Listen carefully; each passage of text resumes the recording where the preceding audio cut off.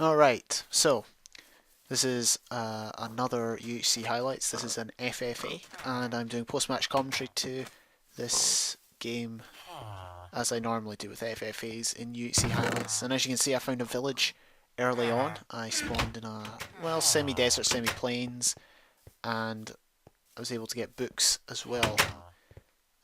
Another craved part of villages. And the crafting bench is also uh, something for me to grab, seeing as I have no logs at the minute. That will all change, and I will be able to make my tools. So yeah, this FFA was a 90-minute one.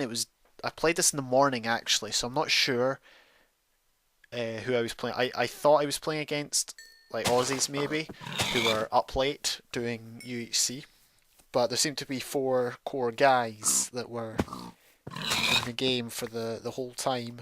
I think there was more than four at the start, but there was, everyone else kind of dwindled out in the first like 5 minutes, and it remained just the four of us um, fighting to win. Now here I make a mistake and I use wood to block off the skelly.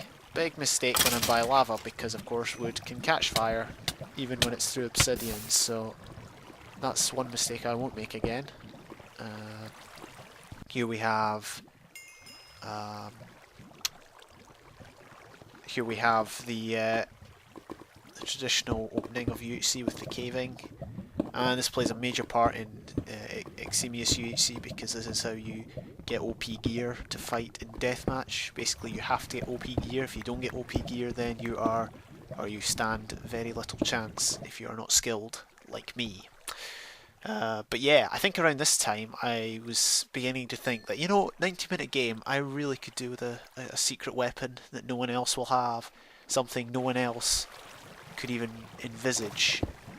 Is it an enchanting table? No. Is it a power 4 bow? No. I decided, I'm not sure when I decided, but I decided to go for a notch apple. Now, of course, I already did that in a past UHC in the Dragon Rush game that I won without doing anything. Although I didn't actually get to use my notch apple in that game because by the time I won, everyone had died or logged out.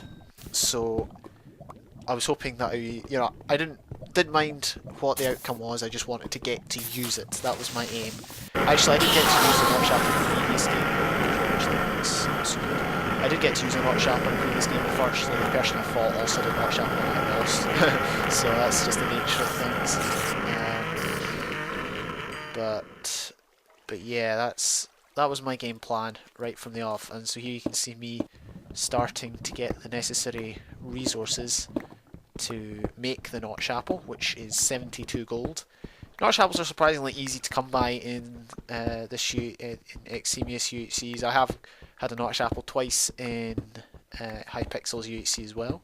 Of course, you can't forget the diamonds. I think I could win a fight with a notch apple if I didn't have an enchanting table, but I still would like it just in case, because you never know what other people might have.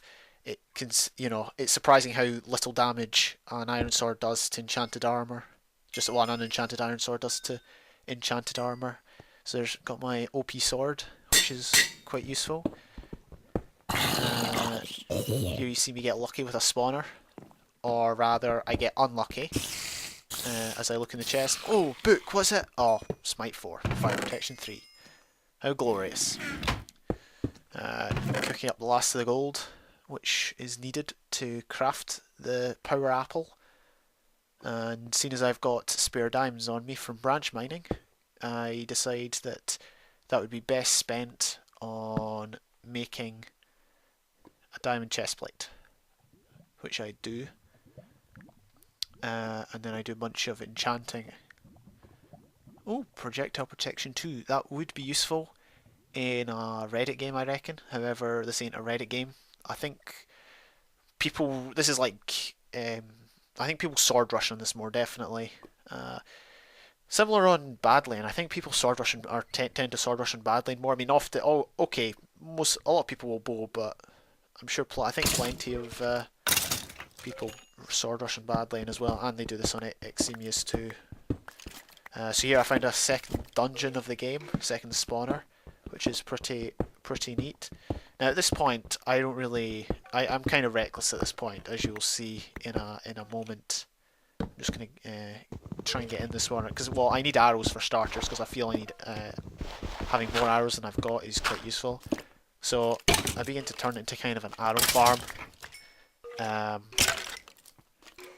in order to obtain enough arrows. Worst arrow farm ever. If you're going to make an arrow farm, do not run into the spawning grounds. Try and make a safe way to collect the arrows without getting hurt. I'm okay with getting hurt this way because the Notch Apple will regen my health instantly. Now for the battle, and I make many mistakes. Mistake number one, I eat the regular apple first. What's the point in that? I've got a Notch Apple, for crying out loud. The first guy that's going to charge me, who's on my left, I'm going to eat my Notch. Yeah, exactly. I'm going to use my Notch Apple on him. So why did I eat my my regular apples? No point. Anyway, killed the first guy, having lost both my apples unnecessarily. He's got speed pots. Don't think he had strength, but I never checked to see the pile. Check the pile to see because there's another guy to kill.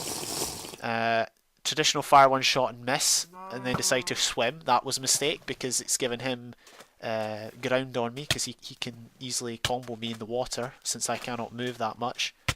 Now I still have resistance, but this guy owns me. It's actually a good fight. Come to think of it.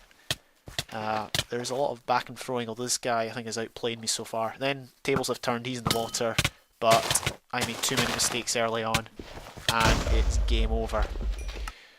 So thank you for watching another UHC highlight. I made too many mistakes in that final battle to earn the win, but hey, at least I got to use my Notch Apple, at least I got a kill. Thank you for watching, see you next time.